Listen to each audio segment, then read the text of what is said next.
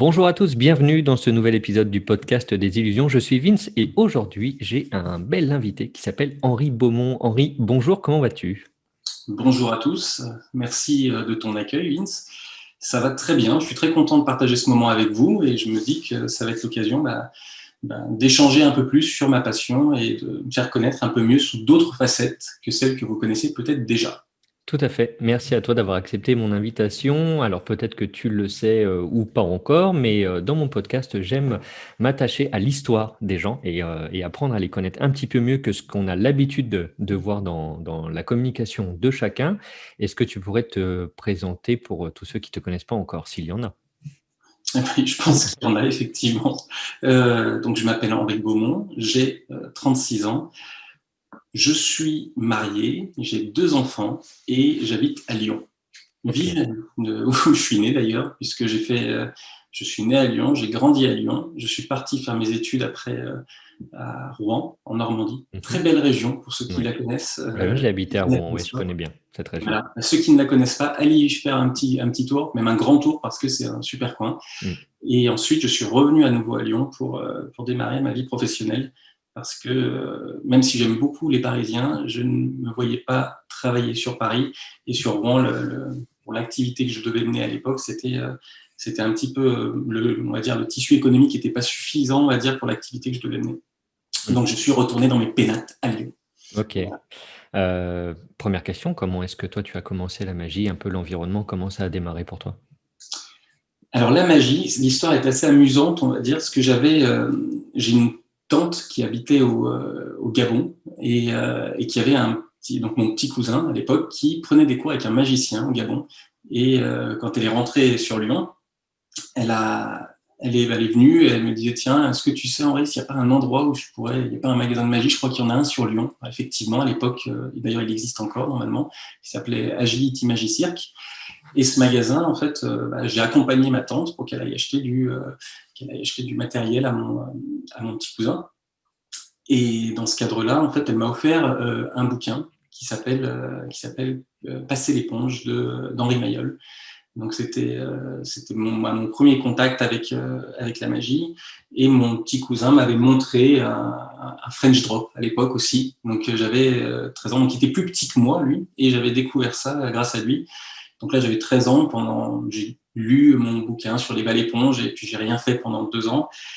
Et à 15 ans, je suis allé au Cap d'Agde, non pas dans un camping naturiste, mais du moins en tout cas en vacances. Et à l'époque, il y avait sur le port du Cap d'Agde un musée de la magie itinérant. Et j'ai passé en fait, on va dire, je crois que je devais être une semaine ou 2 semaines là-bas. Et j'allais quasiment tous les jours voir dans ce musée de la magie pour échanger. Le magicien qui était sur place s'appelait Alan Dickens à l'époque. Je crois qu'il a arrêté la magie peut-être. Il avait été interviewé par le Magazine il y a quelques temps. Il faisait de la grande illusion. Et il tenait dans ce musée de la magie, il faisait un spectacle et puis il y avait une visite avec avec plein de matériel d'époque. Et j'ai découvert mon premier spectacle de magie, on va dire. Et là, je me suis dit, c'est quand même vraiment super sympa. Et j'achetais plein de petits trucs, des tours tout faits dans la petite boutique qu'il y avait à la sortie de ce magasin.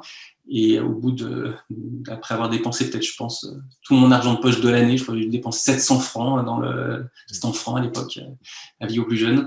Et lorsque j'ai dépensé ces sous-là, à un moment donné, il a été un peu pris de pitié. Il m'a dit, pas de pitié ou du moins d'affection. Il m'a dit, écoute, si ça a l'air de t'intéresser, je te montre un vrai truc de magicien plutôt que faire que des tours. Et il m'a montré un enchaînement de pièces utilisant le Amping Chain. Et j'ai bossé ça comme un taré pendant 2 jours. Et je suis retourné le voir, je lui montre. Donc c'était un peu avant de partir. Et il me dit, ah oui, t'as vraiment bossé, ça a l'air de te plaire. Et il m'a dit, si tu veux, va sur Lyon. Tu pourras, sur le site, vu que tu es de Lyon et que moi aussi, il y a des magasins et des professeurs de magie sur Lyon qui tu pourrais prendre des cours. Et de là, ça a démarré. Je suis allé voir un magicien qui m'a donné des cours pendant 1 an, je crois, ou 2 ans. Il s'appelle toujours d'ailleurs Chris Zeppa. Et donc, grâce à lui, j'ai pu commencer mes cours de magie. Au début, ça devait être d'ailleurs des cours de groupe. Et au final, j'étais le seul. Donc, c'était des cours de groupe individuels, ce qui était quand même assez pratique pour progresser. Et voilà, donc ça a démarré comme ça. Et après, j'ai bourriné la magie pendant un bon moment jusqu'à mes 20 ans. J'ai commencé les prestations vers 16-17 ans, 17 ans. Et puis après, voilà, mon parcours, ça s'est coloré avec les DVD, les lectures, et puis les rencontres de magiciens qui m'ont permis de progresser énormément au fil du temps, quoi. OK. Ton enfance, ton parcours, scolaire, ton environnement familial, c'était comment déjà pendant, toute cette époque-là entre tes 13 ans et 20 ans? Alors, parcours scolaire, j'avais la chance d'être un bon élève qui avait de grosses facilités. Donc, ce qui fait que globalement, j'allais à l'école, je faisais ce qu'il y avait à faire et j'avais pas mal de temps pour bosser. Donc, je vivais avec ma mère, parce que mes parents sont divorcés. Je vivais avec ma maman et ma sœur. Et donc, le soir, je me mettais sur ma moquette, qui était un énorme tapis de cartes, finalement. Mmh. Et puis, je regardais. J'avais la chance, à l'époque, je crois, d'avoir un téléviseur magnétoscope que j'avais récupéré de ma frangine. Et je mettais mes cassettes dans mon téléviseur magnétoscope, encore une fois, avis aux plus jeunes, Mmh.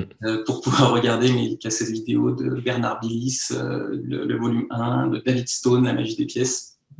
Et je travaillais tout ça dans ma chambre. Et donc, j'ai eu un parcours scolaire assez classique, puisque collège classique. Après, j'ai fait une première et terminale S, Mmh. scientifique, avant de m'orienter. Je voulais être ingénieur à Ouais. l'origine.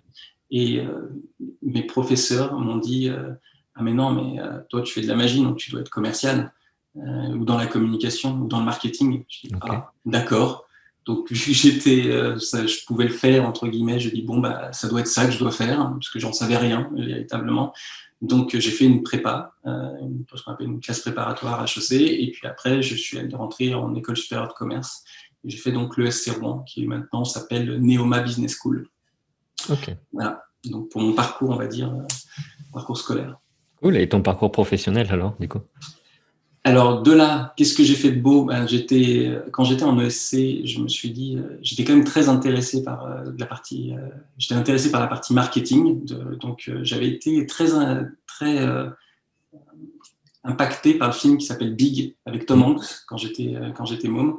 Et je me suis dit, mais c'est génial, en fait, quand on a son esprit d'enfant, en fait, on peut faire des trucs dans le monde des adultes absolument géniaux parce qu'on garde l'esprit tourné vers ce que font les gens, ce que veulent les gens, pardon, leurs besoins. Et donc, je me suis dit, je vais faire du marketing. Et je suis rentré en tant qu'apprenti chef de produit dans une structure qui s'appelait Legrand, donc qui travaille au niveau de l'appareillage électrique Mmh. vers Rouen, parce qu'ils avaient une antenne à Rouen. Et j'étais en apprentissage en tant que chef de produit marketing. Et de là, je me suis rendu compte que c'était peut-être un peu trop restrictif, vu que j'étais intéressé par la vie d'entreprise d'une manière générale. Et on m'a dit, en France en tout cas, à l'époque, et je crois que c'est encore un peu vrai aujourd'hui, si tu es catalogué dans une sphère, on va dire, professionnelle, c'est difficile de faire des ponts vers d'autres sphères professionnelles. Et je me suis dit, si je veux faire de la finance aussi, parce que j'ai eu la chance de faire une spécialisation qui s'appelait à l'époque finance, contrôle et pilotage, et là où j'ai découvert d'autres choses que je vous évoquerai après, je me suis dit, je vais rejoindre une autre activité qui va être la finance. Et donc, je suis rentré en tant qu'auditeur externe dans un cabinet d'audit qui s'appelait à l'époque Ernst Young. Aujourd'hui, j'ai nommé EY, parce que c'était trop compliqué de dire Ernest ou Ernst et les jeunes, on ne savait pas, donc maintenant c'est EY. J'ai travaillé chez eux pendant 2 ans et demi. Et après, je suis rentré dans un laboratoire pharmaceutique où j'ai été auditeur interne, donc toujours dans la finance, parce que mon objectif était de travailler dans une entreprise. Et de là, je suis après devenu responsable d'un service financier en partie contrôle de gestion. Mais tout ça, c'était en parallèle de ce que je voulais véritablement faire, puisque ce que je disais tout à l'heure, lorsque j'ai fait ma spécialisation en école, j'ai découvert tout ce qui était la psychologie sociale, les biais cognitifs, parce que j'ai eu la chance de faire ce qu'on appelait un séminaire qui s'appelait le séminaire de l'incertain, et qui nous confrontait un peu à ce qu'on est en tant qu'être humain, en nous envoyant dans un endroit improbable, sans savoir ce qu'on devait faire. Donc, pour vous donner en 2 mots le truc, c'est qu'on vous disait, les gars, vous allez partir quelque part, vous ne savez pas où, d'accord? Donc, ce qu'il faut savoir, c'est que peut-être vous aurez besoin d'un sac à dos ou peut-être pas. Et peut-être qu'il faudra prendre une tente si vous dormez dehors, mais peut-être pas. Et peut-être si vous marchez la nuit, peut-être qu'il faudra une lampe torche, ou peut-être pas. Et si vous prenez des choses, il faut que vous sachiez que ces choses que vous prenez, ça va peser. Et si vous marchez, ça va être lourd, ou pas. Voilà. Donc l'idée, c'était de nous envoyer quelque part en nous montrant qu'on allait être par groupe de 4, et une personne devrait décider dans ce groupe de 4, et on était confronté dans la vraie vie au poids de nos décisions et à la façon dont on tordait le réel pour le raccrocher à nos cadres de référence, en se disant, et commencer à s'apercevoir. Parce qu'on nous disait, si on vous enseigne d'un point de vue pédagogique, en cours, je veux dire de manière magistrale, les biais cognitifs, ce qu'est le fonctionnement de l'être humain, vous allez me dire, oui, mais moi, dans des situations normales, ça ne se passerait pas comme ça. Oui, ce qui arrive à tout le monde. Voilà. Et donc là, quand on se retrouve à 1h du mat avec un mec en quad qui vient te chercher, qui te dit, au fait les gars, je crois que vous êtes plantés, vous êtes à 15 bornes dans l'autre sens, allez, salut. Et que là, les autres de l'équipe te regardent en te disant, c'est toi qui as pris la dernière décision. Ça commence à te faire comprendre que tu as été un peu biaisé, effectivement, que tu dois prendre tes responsabilités sur les décisions que tu prends. Et justement, toute la roadmap qu'on avait, c'était que des éléments qui étaient assez clairs, mais pas suffisamment précis pour pouvoir... ça laissait un peu d'interprétation. Et c'est là où ça a posé question. Donc là, j'ai découvert ça et je me suis rendu compte que tout ce qui était biais cognitif, fonctionnement de l'esprit humain, m'intéressait énormément. Donc en parallèle de ma vie professionnelle, je me suis formé en PNL. Après, je me suis intéressé à l'hypnose, donc je me suis diplômé en hypnose ericksonienne. Et donc, j'ai continué à me dire que je me suis intéressé à ce qu'on appelle la facilitation graphique, qui sont les techniques de prise de notes visuelles pour clarifier l'information.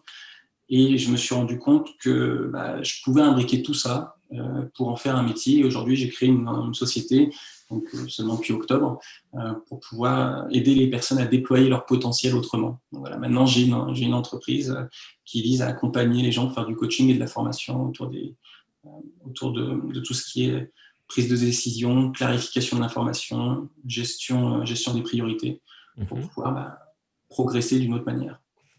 Ok, du coup, avec l'entreprise que tu viens de créer, c'est pour qui et dans quel cas de figure?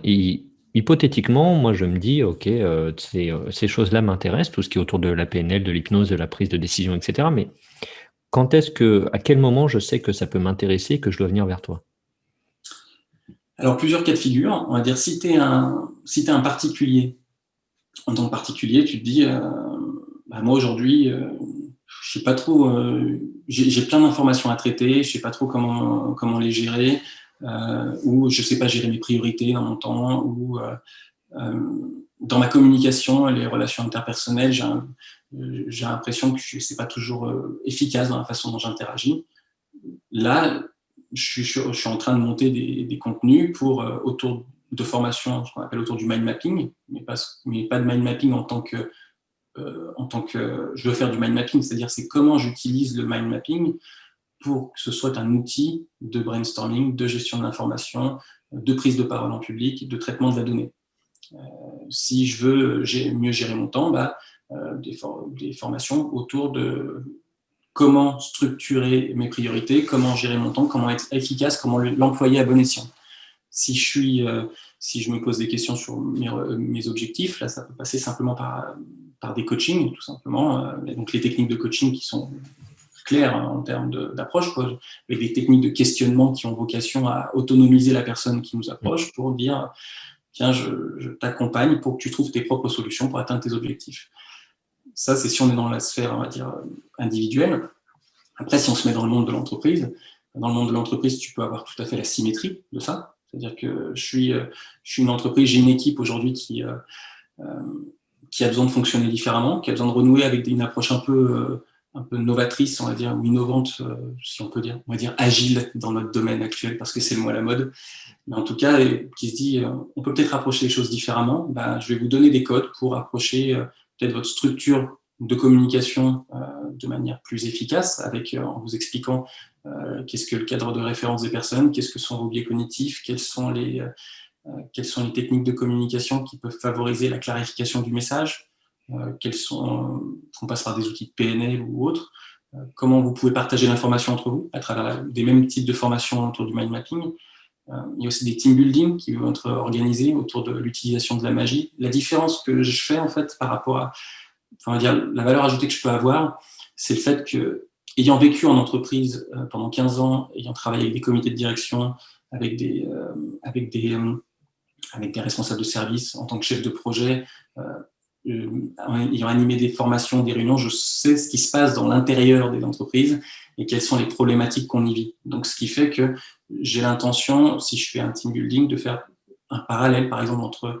un spectacle de magie ou un effet magique et comment, par exemple, le magicien serait le leader, le scénariste peut-être le chef de projet, les opérationnels qui préparent les effets, comment on pourrait faire des parallèles avec ce qui se passe dans l'entreprise et un effet magique ou un spectacle magique pour faire monter les gens en compétences dans leurs interactions et qu'ils comprennent avec une méthode ludique comment mieux fonctionner les uns avec les autres et comment, d'un point de vue processuel, d'un point A à un point B, en fait, toutes les personnes interagissent, doivent communiquer et comprendre l'enjeu de ce qu'ils veulent faire, quoi.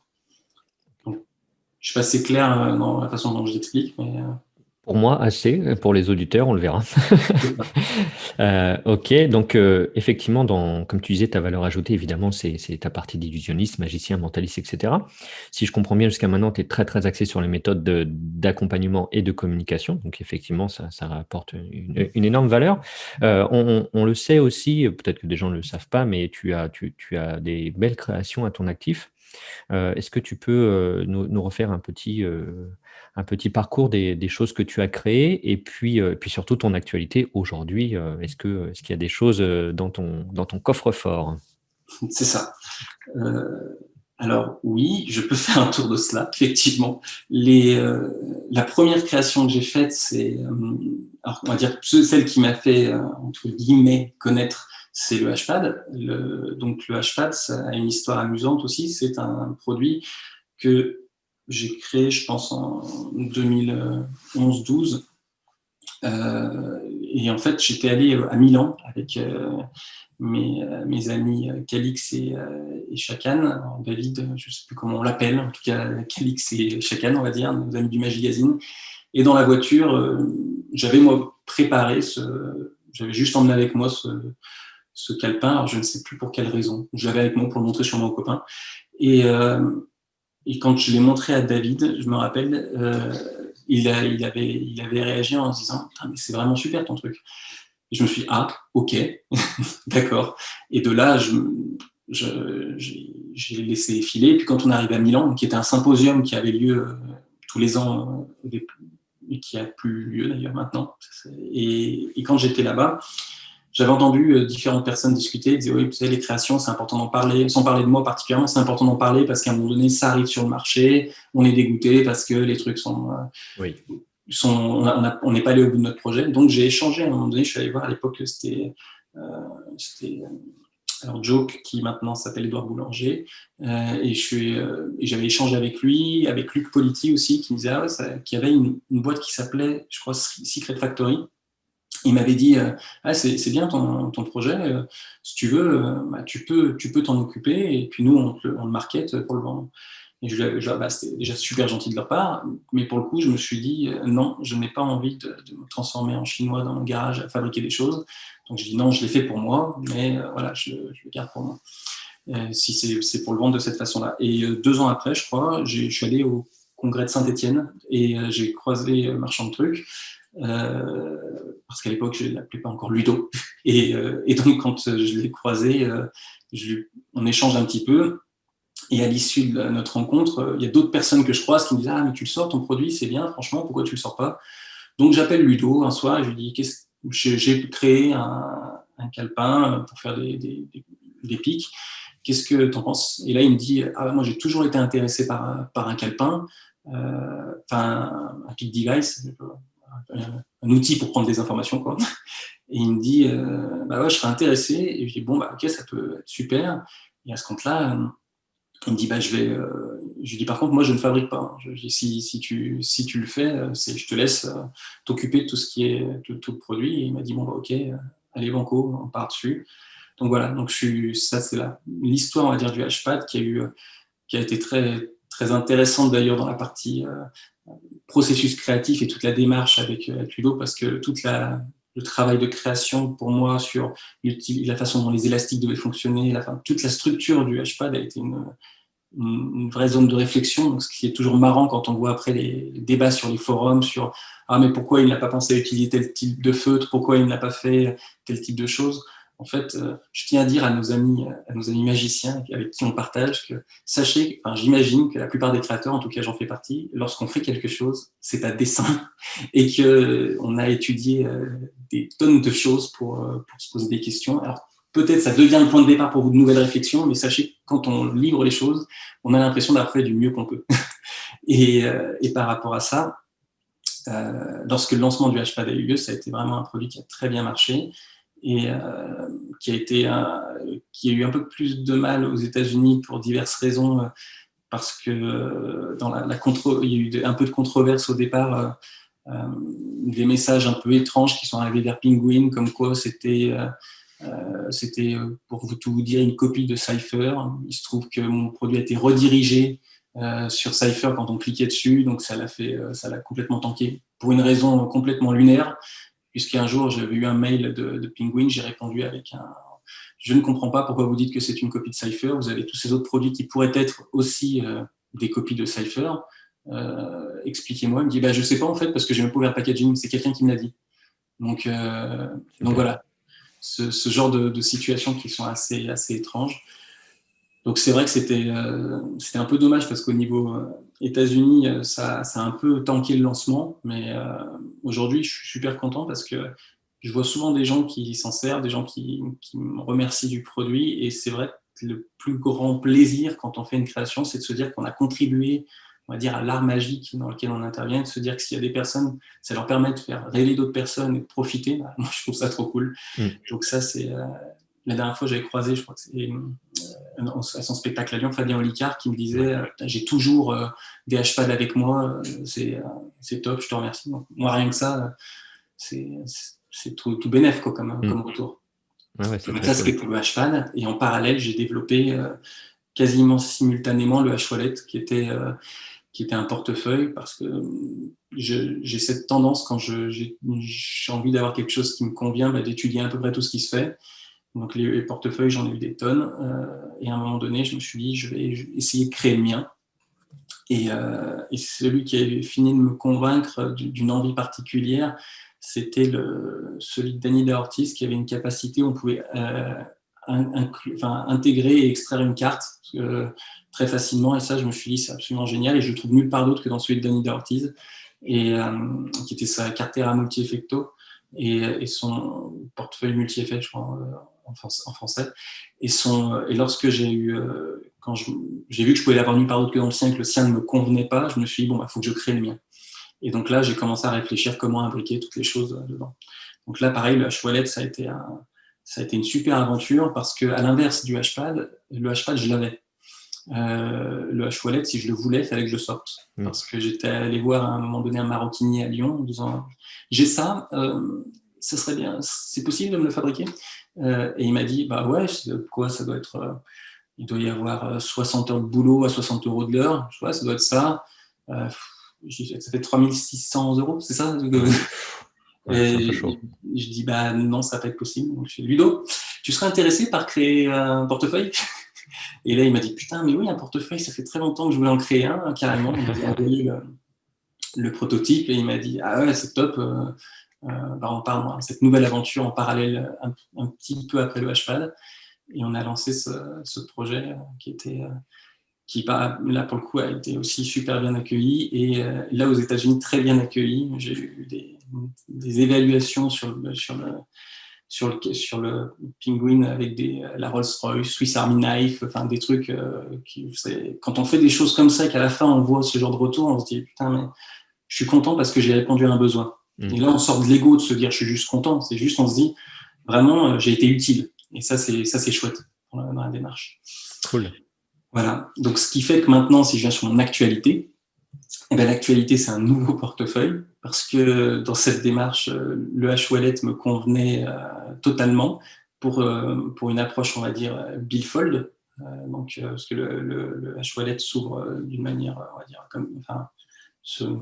plie en bifold, je ne sais pas comment vous le précisez, je pense que vous voyez très bien ce que je veux dire. Et je me suis dit, je vais aller réfléchir encore parce que je voulais avoir un portefeuille qui puisse faire Mullica. Et je voulais tenter l'exercice d'aller un peu plus loin et de pousser en mode verticalisation le portefeuille pour ne pas être en mode billfold, mais être vertical comme les Jol de l'époque ou comme le Stealth Assassin ou ce qu'ont sorti Sylvain et Maxime, le Phantom Wallet. Et donc de là, j'ai créé un nouveau portefeuille où au départ, je me suis dit, je veux à minima mettre dedans ce qu'il y a dans le H-Wallet, parce que ça devait être un H-Wallet 2, on va dire.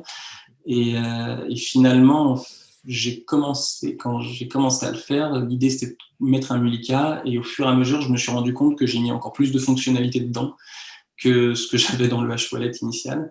Et l'idée pour moi, c'est quand même un leitmotiv que j'ai toujours, ce que j'ai fait avec le Hpad, que je faisais avec le H-Wallet, là j'ai encore plus fait, je trouve, avec celui-là, j'aime cet adage qui dit simplifier, c'est mettre de l'ordre dans la complexité. Et ce que j'aime, si je vous montre, l'idée de ce portefeuille, c'est juste ça, quoi. Le portefeuille, j'aime bien l'idée que les gens ne se disent pas on va naviguer à différents endroits dans le portefeuille. Donc moi, le portefeuille, on l'ouvre et c'est juste un livre. Il n'y a pas 10 000 endroits, c'est on ouvre le portefeuille. Il y a un compartiment billet où on peut récupérer les choses et puis on l'ouvre avec un petit porte-carte en plus qu'on peut utiliser pour faire différentes choses. Et ce qui fait qu'avec ça, si je vais dans un compartiment secret, là j'y vais, je suis dans un compartiment secret où je vais, pour les gens, je vais uniquement à un endroit simple. Donc c'était ça pour moi l'enjeu, de me dire comment faire à partir d'un portefeuille complexe dans sa structure, parce qu'il intègre des multiple out, deux out to lunch, deux pics, des cartes au portefeuille, dans les multiple out, c'est des billets ou des cartes. Enfin, il y a un principe d'accès aussi pour faire du double writing, un sight unseen pour pouvoir faire du Visa Cabaret, enfin des découpes au niveau du petit porte-carte. Hein. Tout est travaillé tout en étant simple, et je me suis dit, ça a été vraiment un gros travail de structuration de ce nouveau portefeuille. Il fait même Shogun, donc capacité de switcher en étant vertical, chose que je n'ai pas vue à ce stade dans d'autres portefeuilles. Donc j'ai aimé cette démarche créative d'essayer d'imbriquer tout dans un portefeuille plus complexe et en même temps plus simple. Ça, c'était l'idée de base. Et tout en se disant qu'une personne, en fait, soit elle veut tout prendre, soit elle prend juste le petit porte-carte. Moi, ça m'arrive de partir juste avec le petit porte-carte quand je suis en short l'été, soit me dire, et avec déjà ça, on peut faire une carte au portefeuille, un out to lunch, du double writing, un pic, ou se dire, j'ai le portefeuille complet, et on peut avoir un petit spectacle, si on veut, de ce que j'ai fait dans le DVD, dans le DVD, dans les downloads de ceux qui l'achèteront. En fait, j'essaie de structurer un truc autour d'une quinzaine de minutes, où on n'a pas l'impression que on va tout le temps au portefeuille, mais ça devient, si on part avec ça, un jeu de cartes et 4 pièces dans sa poche, on a un show, quoi. Donc, ce qui fait qu'en termes de pocket management, c'est assez simple. Voilà. Donc ça, c'est la prochaine sortie qu'il va y avoir. Et la suivante dont je peux parler, je pense, dans le sens pas beaucoup, c'est tout un travail que j'ai fait autour de cet outil qui est le Rubik's Cube. Okay. Donc, j'avais eu Ludo il y a quelques temps je lui avais dit je m'intéresse pas mal au Rubik's Cube, j'avais quelques idées. Il m'avait dit hey, ouais, tu veux pas réfléchir à un truc? Et en fait, j'ai pris ça sous l'angle un peu du challenge, du truc, en disant ah ouais, je vais réfléchir à un truc. Et en fait, je suis parti dans une espèce de réflexion. Donc, il y a un bon petit bouquin qui va sortir. Donc, c'est un effet. Il y a un effet déjà de base, donc c'est une collaboration entre Mindbox et Marchand Truc, et il y a un effet de base, et après il y a globalement une bonne notice bien épaisse qui explique plein d'autres alternatives qui soient utilisables sans gimmick, avec gimmick. Donc l'idée c'est de se dire, je vous propose mon étude autour du Rubik's Cube. Sachant qu'initialement, c'est un effet, je ne peux pas en dire trop, mais vous allez recevoir quelque chose qui permet de faire un effet de Rubik's Cube avec un Rubik's Cube non truqué. Et dans un deuxième temps, si vous voulez, je rajoute d'autres éléments qui permettent de se dire, tiens, si on rajoute un gimmick, qu'est-ce que ça donnerait, quoi. Voilà. Okay. Ça, c'est la prochaine sortie aussi, qui devrait arriver, j'imagine, courant 2021. Voilà. Top, génial. Est-ce que dans les tuyaux, il y a des choses qui ressemblent à des conférences ou pas du tout? Alors, des conférences il n'y en a pas dans les tuyaux. Enfin, il y en a une aussi que j'ai commencé à écrire parce que, pareil, en discutant avec Ludo, je lui disais, en fait, j'ai plein d'idées de choses sur lesquelles je voudrais partager. Et quand j'ai eu des échanges, parfois des zooms avec des copains, ils me disaient, mais en fait, là, merci pour la conférence parce que ça faisait, je suis resté 2 heures avec eux en leur partageant des effets, des idées, des trucs que j'avais en tête. Et je me rends compte que oui, j'ai largement de quoi structurer une conférence. Donc j'ai envie de le faire parce que je trouve que ce serait cool d'aller à la rencontre d'autres magiciens pour partager. Simplement, j'avais aussi en tête l'idée de la rédaction d'un bouquin, mais ça, Mhm. franchement, je me dis, attendons parce que j'ai trop de choses sur le feu en ce moment. Et c'est vrai que conférence et plus tardivement un livre, c'est vraiment des choses qui m'intéressent pas mal. Donc conférence, oui, ça c'est un truc, vraiment, ça me plairait de le faire. Cool. Bah, effectivement, il y a beaucoup de projets. Je trouve ça super, super chouette. C'est top. On arrive dans une partie que j'aime bien, qui est un peu la partie des anecdotes. Alors, on est plutôt sur des échecs qui t'ont appris quelque chose, qui t'ont fait douter de tout et qui t'ont fait grandir, ou alors d'incroyables réussites qui t'ont fait un ancrage positif où tu t'es dit, mais ça, je m'en souviendrai toute ma vie. Ou alors, ça peut être des histoires drôles et insolites qui peuvent être arrivées sur ton lieu de travail ou même en prestation. Est-ce que tu aurais un petit truc croustillant à nous partager? Alors, des échecs en tant que tels, c'est ce que j'avais dit. Ludo avait fait une petite interview rapide sur Marchand de trucs une fois. J'en prendrai 2 anecdotes que j'avais données parce que je les trouve, moi, elles m'avaient trop fait marrer. Mais des échecs en magie, j'en ai pas eu des tonnes. Je reprendrai juste l'exemple du processus créatif. C'est-à-dire qu'en fait, l'avantage, moi, je suis toujours resté dans l'idée quand je faisais un effet magique, sauf alors à faire tomber, on a une pièce à l'empalmage qui se gaufre par terre, et là, effectivement, c'est un peu plus chaud pour attraper sans se dire qu'on a vraiment foiré. Mais en presta, vu que quand je plantais des trucs, que ce soit avec des cartes, on peut toujours se démerder avec à la fin, tu fais un Mercury, tu la retrouves quelque part, tu la retrouves dans ta bouche. En fait, parfois, des échecs se transforment en une super réussite. Donc, je dirais que les échecs amènent souvent une forme de la sérendipité, quoi, l'espèce de découverte hasardeuse qui permet de découvrir un truc alors qu'on ne cherchait même pas. Donc, j'ai pas de gros échecs parce que même lorsque j'ai reçu, par exemple, le premier prototype du deuxième portefeuille sur lequel j'ai travaillé, là, j'étais dégoûté. Je me suis dit, j'ai fait n'importe quoi. J'ai reçu le truc sur le proto, sur le papier, c'était nickel. Et initialement, l'idée que j'avais, c'était d'avoir un deuxième portefeuille comme un Mullica, donc un portefeuille dans le portefeuille, et ça aurait fait un truc à 3 volets.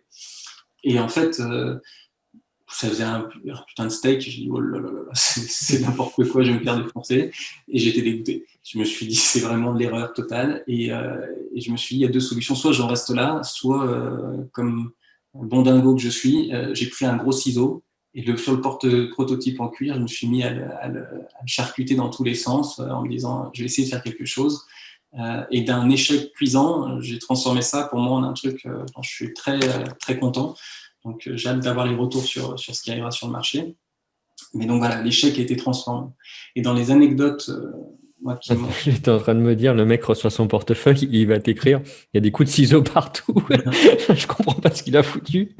C'est ça. Ça, c'était sur la version prototype. Dans la vraie vie, normalement, non, il devrait recevoir des portefeuilles normaux, bien finis. Ça, c'était plutôt sur le truc.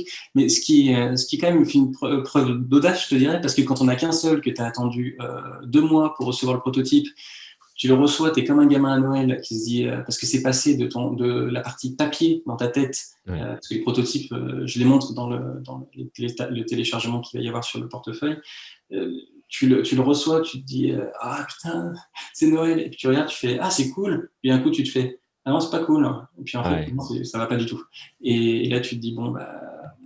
Donc, mettre le coup de ciseau dans le truc que tu attendu de moi en disant, ça se trouve, ce coup de ciseau que je vais mettre, en plus, il va péter toutes les coutures, ça ne marchera plus. C'est assez, ce moment-là, et t'as la goutte qui perd, là, Mm. chaud. Donc ça, c'était vraiment un truc un peu intéressant dans la démarche créative. Après, dans les trucs un peu plus délicats, mais c'est pareil, c'est quand tu sors tes produits qu'il y a plein de jugements qui sont faits ou d'avis en te disant euh, c'est pourri ou c'est. Ça doit être dur, ça, quand même. Moi, j'ai pas mis de produits sur le marché du public, en tout cas des magiciens, donc je ne sais pas ça, mais je me dis que ça doit pas être évident à encaisser quand même. Bah, en fait, le truc, ce qui est dérangeant, à l'encaisser, en fait, ce qui est dérangeant, c'est le côté injuste. Moi, j'interviens pas trop sur les forums parce que je me dis, après, ça fait un peu le cavalier qui essaye de défendre ses produits. Je l'ai vu récemment sur des produits sur lesquels j'avais fait des citations ou des trucs comme ça que des copains m'avaient demandé parce que j'avais lu le bouquin, j'avais trouvé ça génial et je me suis dit, bon, et il y a des personnes qui interviennent parfois un peu comme si on avait droit de vie ou de mort sur les produits des créateurs. Et ça, je trouve ça un peu difficile parce que parfois, ça peut carrément péter un business model. C'est-à-dire qu'il y a des personnes qui sortent des produits, qui ont investi de l'argent dedans. En fait, pour l'amener, je pense pas que les créateurs soient tous, il y en a nécessairement, mais qui ont une approche mercantile, de se dire, je crée un truc, je fais du pognon, et après, je réinvestis dans autre chose ou je m'en fous. Et puis, il y en a d'autres, juste, c'est des créateurs, quoi. Ils ont envie de créer, ils ont une idée, ils disent, putain, ça va apporter quelque chose. Et au fond de leur trip, ils se disent, c'est vraiment génial cette idée-là. Ou c'est améliorable, mais en tout cas, je l'amène pas juste pour prendre du pognon. Je veux juste que la communauté magique le reçoive et qu'ils en bénéficient. Et quand on commence à avoir des jugements de valeur, des trucs sur, parfois même que de la forme, même pas sur le contenu des faits, on se dit, bon, bah, qu'est-ce qui se passe? Pourquoi? Qu'est-ce qui cherche les gens, quoi? Et ça peut être un peu difficile parce qu'on se dit, si j'interviens, avoir l'impression que je défends mon produit, ce qui sert à rien. Et en même temps, donc on encaisse, on se dit, bon, bah, c'est un peu dommage. Et puis, si la démarche est juste et qu'on fait les choses correctement, en général, je me dis qu'il y a toujours un retournement qui permet de faire en sorte que le produit vive de la bonne manière. Moi, je te dis ce que j'ai vécu sur la partie américaine du HPAD, j'ai trouvé ça profondément injuste. Je me suis dit, bon, c'est dommage, je ne peux pas en faire grand-chose. Mais après, tu te dis, ça laisse un goût de te dire, c'est dommage parce qu'on aurait pu en faire quelque chose, quoi, de mieux. Sans parler du volume de vente, parce que ça, c'est déjà très bien vendu, mais juste se dire, c'est dommage parce qu'il y a des gens qui pourraient en bénéficier, en fait, qui ne le voient même pas. Ouais. Et pour leur prestat, ça pourrait être cool, ne serait-ce que pour la magie, quoi. Complètement. Donc ça, c'était les parties un peu décevantes parfois. Et pour la partie, les deux trucs que j'ai adorés qui me sont arrivés, c'est deux souvenirs qui me restent. Alors, la première, je l'ai déjà évoquée, mais je la redonne parce que c'était génial. C'était avec Calix en Presta. On était tous les deux dans un truc vers Saint-Étienne. On faisait de la magie en cocktail et à un moment donné, je fais un effet magique où, je fais choisir une carte.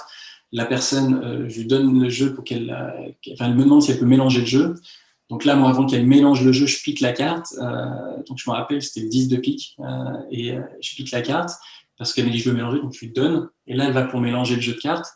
Alors je sais plus si c'est elle qui mélange, c'est quand elle me le rend, mais je crois que c'est quand elle me le rend. Et là, moi, je fous le jeu de cartes par terre. Il m'échappe complètement.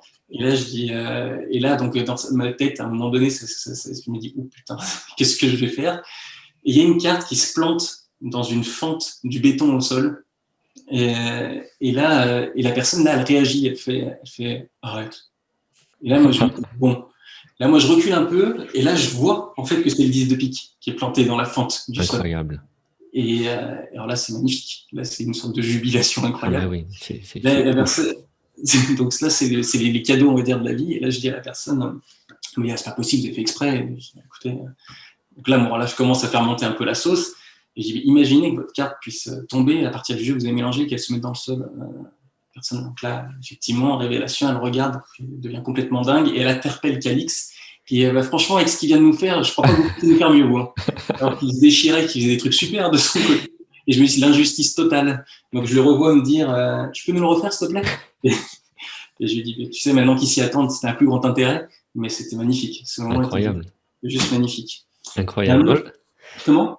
Tu m'avais pensé que j'en avais une qui ressemblait à ça aussi, où je fais une disparition classique de pièces, et en fait, je sais qu'elle m'échappe des mains, mais je ne l'entends pas tomber par terre. Et là, moi, le premier bluffé, je me dis, bon, bah, elle a vraiment disparu. Le public, pour lui, c'est à peu près normal. OK, tu fais disparaître une pièce. Et là, je me dis, mais je suis foutu, en fait, je vais jamais pouvoir la faire réapparaître. Et donc, on se met à chercher la pièce par terre. Et en fait, elle était posée verticale sur la tranche, sur le sol, quoi. Le truc incroyable, tu vois ça, tu te dis, mais c'est juste un miracle, quoi. Vas-y, continue, je t'en prie. Mais ça, c'est vraiment des plaisirs de Presta. Et un autre aussi où j'ai eu. Donc là, c'était en utilisant la fameuse fonction du H-Wallet qui permet de mettre des cartes dans le portefeuille. En fait, ce que je fais dans la façon dont je fais l'effet, alors je sais pas si, je crois que je l'ai ici, juste pour vous montrer, mais ça ne se verra pas à l'audio, mais dans l'idée, c'est quand le H-Wallet, bon, d'ailleurs c'est ça billfold, ce que j'évoquais, oui, par rapport à l'autre qui est vertical. qui lui s'ouvre comme ça. D'ailleurs, si vous vous posez la question de la taille, ceux qui ont un chevalet, c'est à peu près, il est plus haut, mais il fait de la même largeur. Comme ça, vous aurez des éléments de réponse pour ceux qui m'ont déjà posé des questions. Et l'idée, c'est que, en fait, ce que j'aime bien faire, c'est que j'ai une carte qui est choisie, qui est choisie par le spectateur. Moi, je l'ai au coq-palme. Et en fait, j'ouvre le portefeuille comme ça et je faisais vérifier au spectateur qu'il n'y avait rien dans le portefeuille. Là. Donc, j'ouvre comme ça et moi, j'ai l'autre à charger derrière. Et puis, quand il vérifie qu'il n'y a rien, moi, après, je la charge dedans et je le remets le portefeuille au spectateur. Et en fait, en faisant ça, donc moi, j'avais fait choisir une carte, la personne l'avait signée.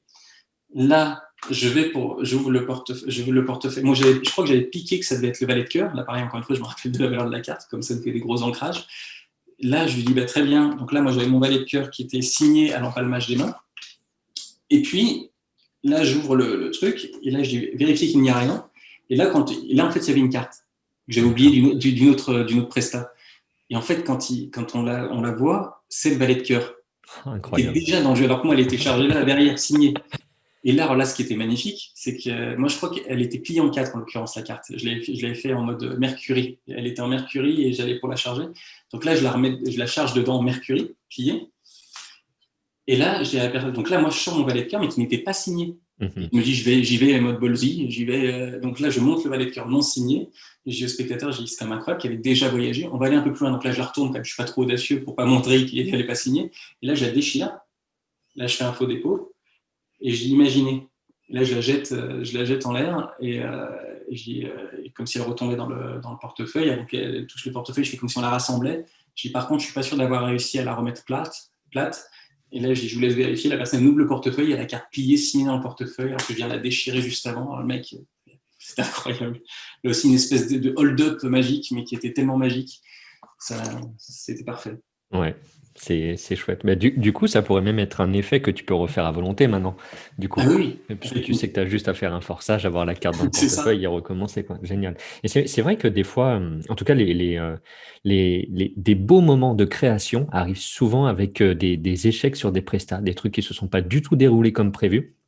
Ne serait-ce soit par la technique ou soit par l'interaction que tu as avec les gens. Des fois, moi, le public m'a donné des lines incroyables, en fait. Dans le moment qu'on a vécu, je me suis dit, mais c'est pas possible, celle-ci, tu peux me signer les droits d'auteur et je vais la refaire, tu vois. Et ouais, on a des moments Ouais, c'est incroyables. clair. Moi, je suis un gros partisan. Enfin, il y a des personnes qui écrivent leurs textes. J'ai beaucoup de mal, moi, à faire ça. Donc, ce qui fait que je me rends compte que j'ai une idée, une ligne directrice, et je vais rencontrer je fais mes effets.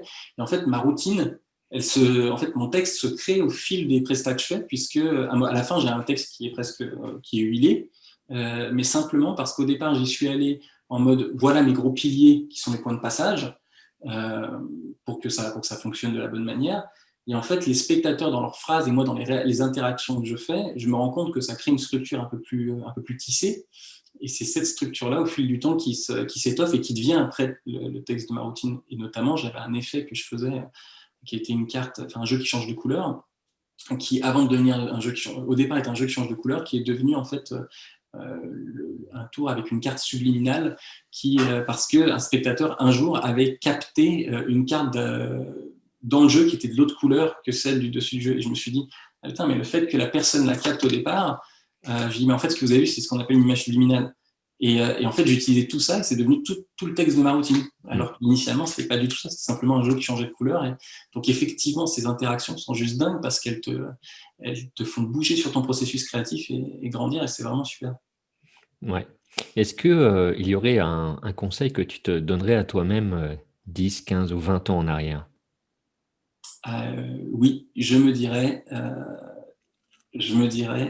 étudie d'ores et déjà l'école espagnole et à défaut, si tu ne rentres pas dans les cases de l'espagnol parce que c'est pas traduit ou que je sais pas, je pense que c'était déjà traduit en anglais, mais si ce serait étudier l'école espagnole, c'était déjà en anglais à l'époque, que ce soit le premier bouquin d'Ascanio ou à défaut découvrir Darwin Ortiz. Je pense que je l'ai découvert il y a 7-8 ans. En 10 ans, je n'étais pas très loin finalement il y a 10 ans, mais je me dis, je me dirais à 15 ans en arrière, si j'étais 15 ans en arrière, je me dirais, découvre l'école espagnole très tôt parce que Tamaris, quand j'étais môme, il me sortait par les yeux. Ça m'énervait ce qu'il faisait, à brailler et tout. Et en fait, j'ai compris trop tardivement, je crois, la qualité de ce qu'il faisait. Et j'ai eu la chance d'aller faire un masterclass chez lui. Et je me suis dit, déjà, c'est une personne adorable et d'une générosité incroyable. Et je me suis dit, en fait, j'aurais aimé plutôt m'imprégner de toute cette dynamique. Et ce serait ça, et intéresse-toi au chapelet plutôt. Donc, intéresse-toi finalement à la mémoire plutôt. Je me suis intéressé à la mémoire, parce que c'est quelque chose que d'ailleurs je vais dispenser dans le cadre de mon activité, mais des techniques autour de la mémoire et la capacité de l'utiliser correctement. Je me rends compte que si je m'étais intéressé plus tôt à ça, j'aurais découvert le monde du chapelet bien avant. Et si j'ai un conseil à donner à nos amis magiciens, ne vous détournez pas de cet outil, parce que c'est vraiment incroyable ce qu'on peut faire avec un chapelet. Et encore aujourd'hui, je me dis que je ne l'utilise pas suffisamment, parce que si on arrive à naviguer entre un jeu non stacké, non en chapelet, jeu mémorisé même pour être précis, bah, je pense que c'est vraiment un outil incroyable de pouvoir naviguer entre jeux mémorisés et jeux normaux. Ok, chouette. Si on veut te suivre, quel réseau principalement tu utilises?